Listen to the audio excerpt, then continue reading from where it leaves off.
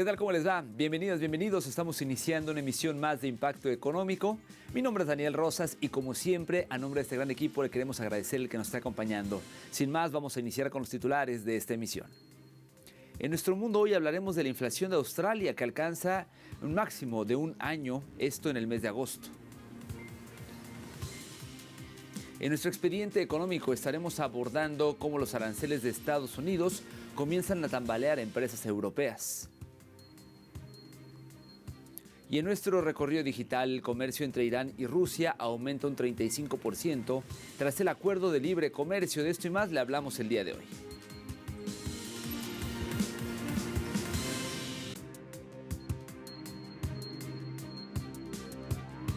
Comenzamos con el detalle de la información. La inflación de Australia alcanza el máximo en un año, esto en el mes de agosto llegando al 3% interanual, según datos de la Oficina Australiana de Estadística. Los precios al consumidor subieron en su ritmo anual más rápido en un año, lo que sugiere cierto potencial alcista en la inflación que llevó a los mercados a reducir las posibilidades de una flexibilización inminente de la política monetaria. Esta alza estuvo impulsada por los costos de vivienda y electricidad, destacando las persistentes presiones de precios que podrían complicar la trayectoria política del Banco de Reserva de Australia.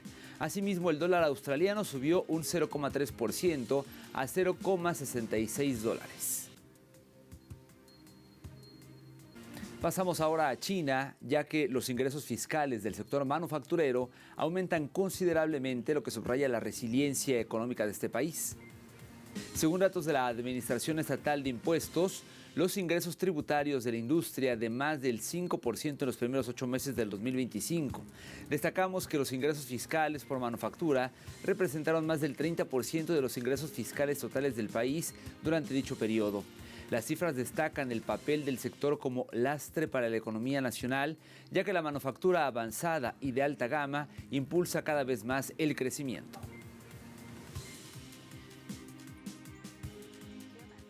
En los primeros 8 meses de este año, nuestros ingresos crecieron aproximadamente un 30% interanual, además de una expansión constante en el mercado nacional. También entregamos con éxito proyectos en mercados extranjeros, incluidos España, Estados Unidos y Suecia. De enero a agosto de este año, los ingresos por ventas de las empresas manufactureras de la provincia de Zhejiang crecieron un 4,4% interanual. Entre ellas, la fabricación de alta tecnología y la fabricación de equipos de alta gama aumentaron un 15,3% y un 10,5%, respectivamente, impulsando fuertemente el crecimiento general. La industria manufacturera de la provincia continúa avanzando hacia un desarrollo más sofisticado, inteligente y ecológico. Y mientras tanto, en España, el déficit comercial sube un 53% en julio, a pesar de que el país registró una cifra ascendente en las exportaciones, según el informe mensual de comercio exterior del Ministerio de Economía, Comercio y Empresa. El déficit comercial se situó en los 7 primeros meses del año en 29.122 millones de euros, lo que supone un incremento respecto al saldo negativo de 19.036 millones del mismo periodo de 2024. El resultado es consecuencia del aumento de las exportaciones de mercancías españolas en un 1,4% hasta los 231.570 millones de euros, la segunda mayor cifra para el periodo enero-julio, y del aumento de las importaciones en un 5,4% hasta sumar 260.692 millones de euros. Por otra parte, el déficit energético descendió un 6,3% en los primeros 7 meses del año, mientras que el no energético se disparó un 750%. Con relación al comercio con Estados Unidos, el déficit se situó en los primeros 7 meses del año en 8.253,3 millones de euros, cifra con un 45,5% superior al saldo negativo del mismo periodo de 2024. Pasamos ahora a otro tema, y es que durante la edición número 80 de la sesión de la ONU, el presidente de Sudáfrica, Cyril Ramaphosa, declaró ante la Organización de Naciones Unidas que el continente está en ascenso, pero que necesita igualdad de condiciones. Vamos a escuchar al mandatario. Muchos países con economías en desarrollo, especialmente en África y el sur global, carecen del capital suficiente para financiar sus objetivos de desarrollo. Están endeudados y pagan mucho más por el servicio de la deuda que por salud y educación. De hecho, estos países pagan mucho más por su deuda que los países del norte. Es preocupante que las perturbaciones geopolíticas y la volatilidad sin precedentes de las políticas comerciales estén desestabilizando la economía mundial y poniendo en peligro una fuente crucial de financiación para el desarrollo. De hecho, el comercio se está utilizando ahora como arma contra varios países del mundo. Y por su parte, Estados Unidos ha confirmado la negociación de un swap cambiario por $20.000 millones con Argentina, lo que representa un respaldo explícito de la administración de Donald Trump al gobierno ultraliberal de Javier Milei. Aquí algunos detalles. El secretario del Tesoro, Scott Bessent, anunció que Washington hará lo que sea necesario para apoyar el experimento económico del líder libertario, incluyendo compras de bonos argentinos y un crédito stand-by a través del Fondo de Estabilización Cambiaria. Este salvavidas financiero busca apuntalar un modelo basado en la amplia liberalización de precios y regulaciones que Milei implementó con draconianos ajustes. La operación revela la profundización de la dependencia argentina hacia los intereses geopolíticos estadounidenses, condicionando la soberanía económica a un cambio de apoyo externo. Bessent vinculó explícitamente las inversiones futuras a un resultado electoral positivo en las legislativas de octubre, evidenciando la injerencia en asuntos internos. Por su parte, Milei agradeció el respaldo como el inicio de una nueva era, mientras el ministro Luis Caputo celebró el aval norteamericano. Y en más información, una deuda pública que se dispara, un presupuesto récord y la advertencia de las calificadoras internacionales están generando una tormenta económica que golpea directamente el bolsillo de los panameños. Nuestra compañera Reca Chandiramani nos cuenta más en el siguiente material. Un alto nivel de endeudamiento del país lleva años encendiendo las alarmas, pero con un agravante: la tendencia se revirtió. Ya no es deuda para obras, sino para pagar gastos corrientes. El próximo año, el Estado panameño destinará la cifra histórica de $3.661 millones solo para amortizar una deuda que creció un 152% en los últimos 5 años. Un aumento inédito de la deuda pública que ha triplicado el servicio de la deuda, es decir, lo que pagamos en intereses, reduciendo de forma sustancial los recursos disponibles para los 3 órganos del Estado en instituciones autónomas. Eso incluye el Ejecutivo, el Legislativo y el Judicial. Y ese ahogo financiero del Estado significa menos dinero para lo esencial. Son los recursos que se esfuman de la salud, de las aulas de clase y de la infraestructura pública. El presupuesto 2026 es el más alto de la historia, con $34.901 millones, una cifra que equivale a 6 ampliaciones del canal. Pero a la vez propone los recortes más severos al gasto social en años. Es decir, el dinero o el chenchen, como le dice el presidente, está, pero no para los panameños. Pero ¿por qué una economía que crece no genera los recursos para evitar esta asfixia? Lo que pasa es que el crecimiento de la economía se da fundamentalmente en el sector logístico, o sea, el sector vinculado al mercado internacional. A nivel interno eso no se refleja por varias razones. Primero, porque los salarios son artificialmente bajos. Al ser artificialmente bajos, no hay demanda. El grave problema que tiene este país es la demanda. O sea, hay baja demanda. Este modelo económico, con baja demanda interna y dependiente de un solo sector, es extremadamente vulnerable, condición agravada por una dependencia histórica, el monopolio del dólar desde 1904. Esto hace al país rehén del financiamiento externo y la atracción de moneda vía inversiones, lo que en el contexto geopolítico convulso de hoy parece poner cada vez más ataduras que beneficios. La doctrina Monroe, a lo largo de su historia de más de 200 años, simplemente no ha desaparecido. Es la base, el pilar de la política exterior de Estados Unidos. Simplemente que ha sido modificada a través de ciertos nombres, también desde la perspectiva de cada gobernante. ¿Por qué? Porque cuando vemos el siglo XIX, del bistí pasamos a la diplomacia del dólar. Pero no cambia porque simplemente la diplomacia del dólar en vez de bala, lo que hace es sacar mayor aprovechamiento de los recursos o las materias primas de estos países subdesarrollados con la condición de aplicarles medidas comerciales. O sea, yo te compro la materia prima, pero tú me compras el producto manufacturado. Tener hoy a la fecha una economía que dependa exclusivamente de la deuda externa para funcionar en algo tan básico como es el pago de la planilla estatal es sumamente preocupante, y en estos momentos en donde nos encontramos en una tensión fuerte con Estados Unidos. El impacto en la ciudadanía se vería en el encarecimiento del crédito. Un aumento en las tasas de interés dejaría fuera del sistema financiero a miles de familias y empresas, y casi la mitad de la población panameña, 2 millones de personas, tiene deudas que en este escenario podrían caer en la impagabilidad parcial o total, según datos de la Asociación Panameña de Crédito. Reca Chandiramani, Telesur, Ciudad de Panamá. Gracias, Reca. Vamos a hacer una primera pausa, pero al regreso en nuestro expediente económico estaremos abordando cómo los aranceles de Estados Unidos comienzan ya a tambalear a algunas empresas de Europa. Le tengo detalles cuando regresemos.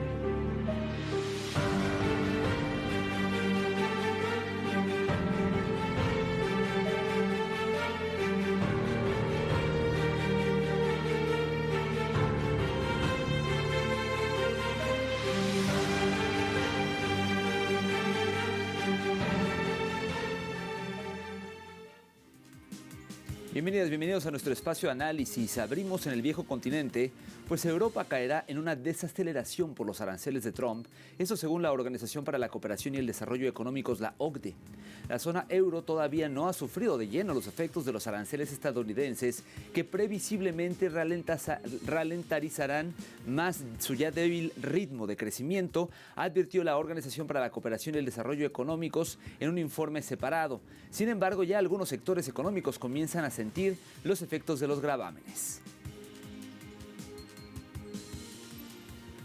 Y es que empresas de toda Europa, incluidas las de Irlanda, Italia y Suiza, se han visto atrapadas en la incertidumbre generada por las volátiles políticas arancelarias estadounidenses. Más detalles en el siguiente material. Las empresas europeas, que durante mucho tiempo han dependido del mercado estadounidense para una parte considerable de sus exportaciones, buscan ahora formas de eludir los aranceles que encarecen sus productos para los consumidores estadounidenses. Un ejemplo de las afectaciones arancelarias lo vemos en Irlanda, donde las destilerías de whisky se están adaptando a la nueva realidad, dado a que las exportaciones de whisky irlandés a Estados Unidos superan los $1.000 millones anuales. El impacto podría ser considerable. No son los aranceles por sí solos. Podemos lidiar con los aranceles. Hay formas y medios de lidiar con eso. Es la incertidumbre que está creando en los mercados mundiales, y esa es mi preocupación.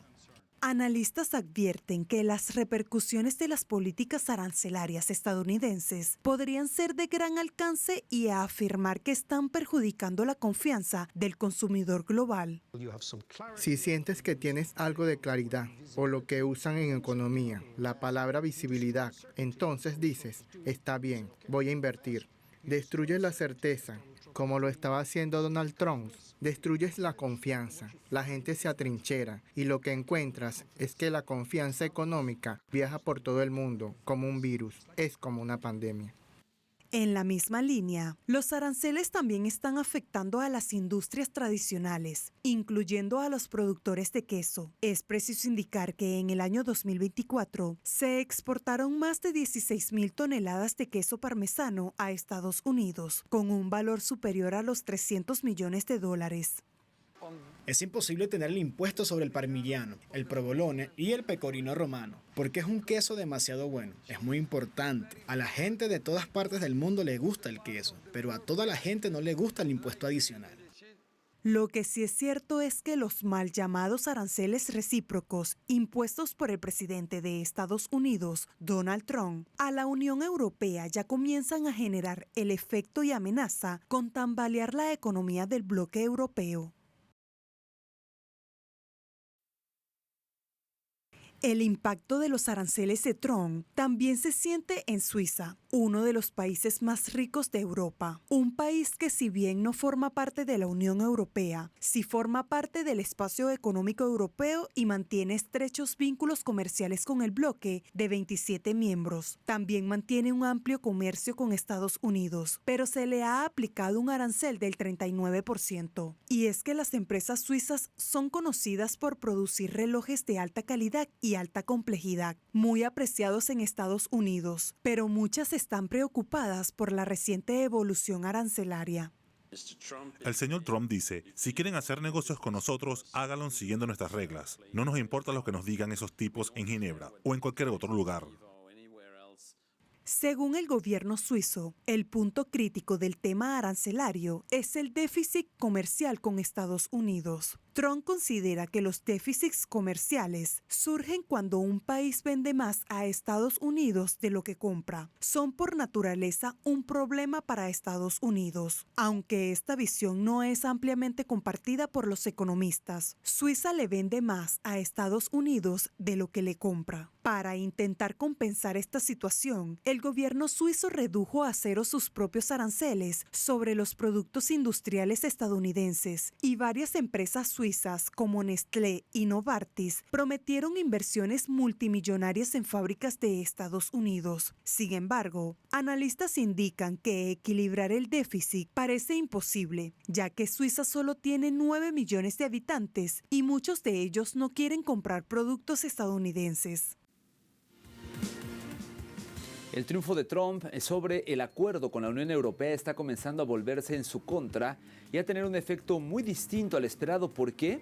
Bueno, según una encuesta del Banco Central Europeo, la subida de aranceles a la Unión Europea hace que el 26% de los consumidores del viejo continente ha eliminado completamente los productos estadounidenses de su cesta de compra, mientras que el 16% ha reducido su gasto general debido a la incertidumbre económica. Cabe destacar que la imposición del 15% de arancel a la mayoría de las importaciones europeas afecta a cerca de un 70% de su comercio con Estados Unidos, además del compromiso de la Unión Europea de comprar más energía, chips y material militar por un valor de 750.000 millones de dólares. Otra de las apreciaciones de los consumidores europeos recogidas en la encuesta es que la imposición de los aranceles del 15% aumenta la inflación y frena el crecimiento económico y sus finanzas personales. Así, un 40% considera que los aranceles son inflacionistas, un 13% que tendrá un impacto negativo en sus finanzas y un 24% que reducirán el crecimiento económico. Hacemos una segunda pausa en la emisión del día de hoy, pero al regreso tendremos nuestro recorrido digital. Hablaremos del comercio entre Irán y Rusia, que aumenta un 35% tras el acuerdo de libre comercio. Ya regresamos con los detalles.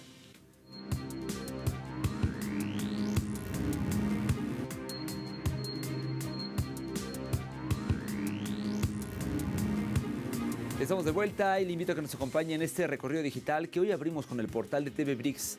Titula Comercio entre Irán y Rusia aumenta un 35% tras el acuerdo de libre comercio.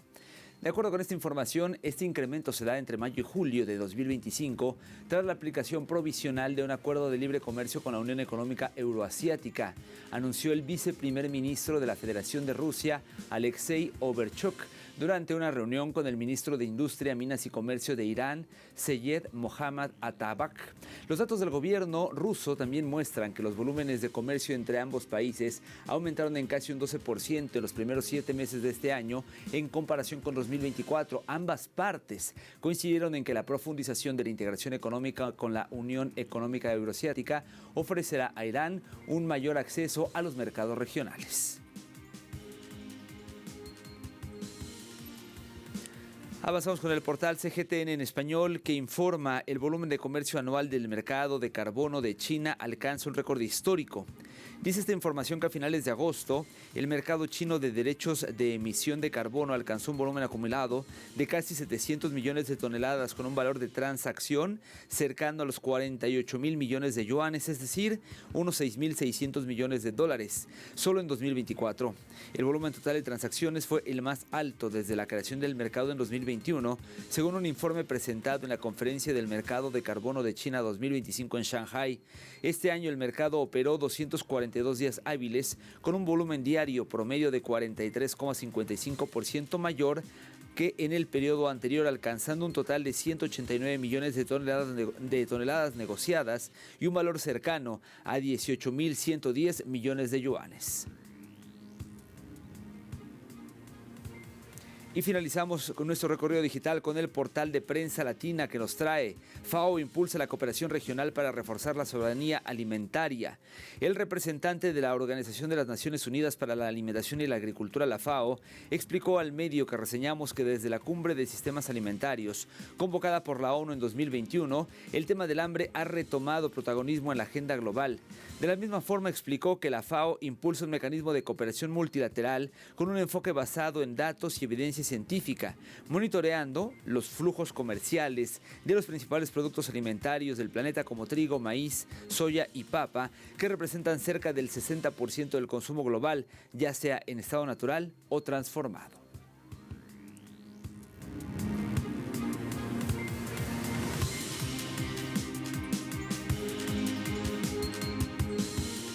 Vamos a revisar cómo se encuentran los precios del petróleo. El intermedio de Texas, el WTI, marcó un precio de $64.51, una caída de 48 centavos de dólar. El barril del Brent, de referencia en Europa, se ubicó en $68.89, también una caída en este caso de 49 céntimos, mientras que el crudo promediado por la OPEP marcó un precio de $70.79, un alza de $1.71. Llegamos así al final de esta emisión. Gracias como siempre por habernos acompañado. Les recuerdo que en telesurtv.net, que es nuestro portal, hay mucha más información a su alcance, al igual que nuestras distintas plataformas y redes sociales. Particularmente la invitación es para que nos siga en X, @TelesurImpactoE y @DanielTelesur. Me despido por ahora, pero nos vemos pronto con más de Impacto Económico. Hasta entonces.